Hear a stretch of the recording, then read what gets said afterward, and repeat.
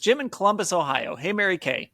If you had a special card that let you make one GM move for the Browns right now, which move would you do?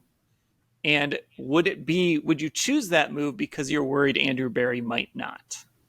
The thing that I would do is I would go out and I would break the bank for a Mike Evans or a T. Higgins or another big name, big game wide receiver. I think it's necessary. I think it's important. I don't necessarily think that they feel that way, but I certainly feel that way. I felt that way heading into last season. I thought they should have signed DeAndre Hopkins. So I think they need to go for it in the receiver department. Either make a trade or sign one of the receivers that might come available. Now, these guys might not hit the market. I mean, maybe Mike Evans hits the market. Maybe he doesn't. I don't know. Does T. Higgins actually hit the market or does he not? I'm not sure.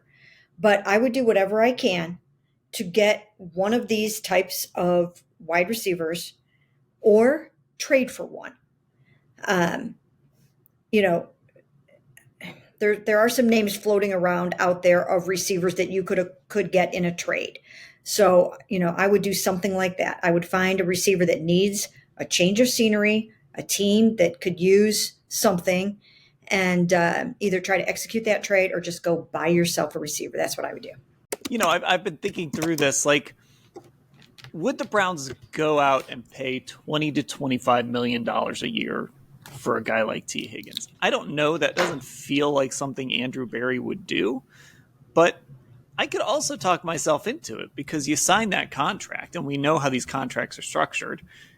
It's not going to carry a big cap hit for a couple of years. I mean, like Dalvin Tomlinson doesn't have a big cap hit, I think, until next year off of his massive deal. So we know how they're going to structure this deal.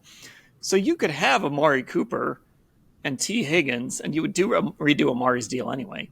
You could have those two together, and they wouldn't eat up that much cap space collectively for the next year or two.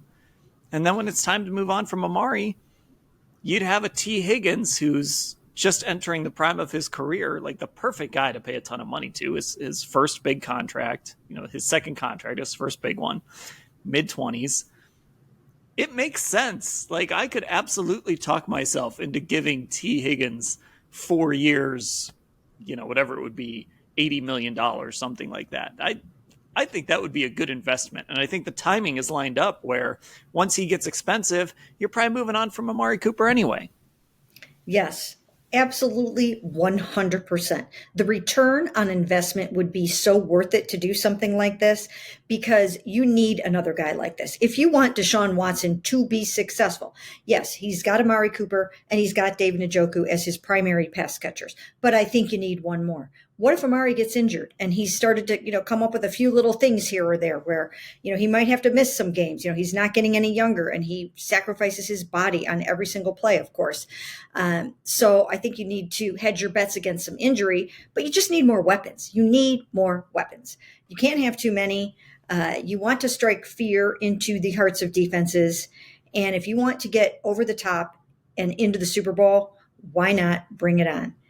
This is the year to go for the gusto and add those one or two, maybe expensive pieces that are going to get you there. If you don't get there and you didn't spend the money, what's the point?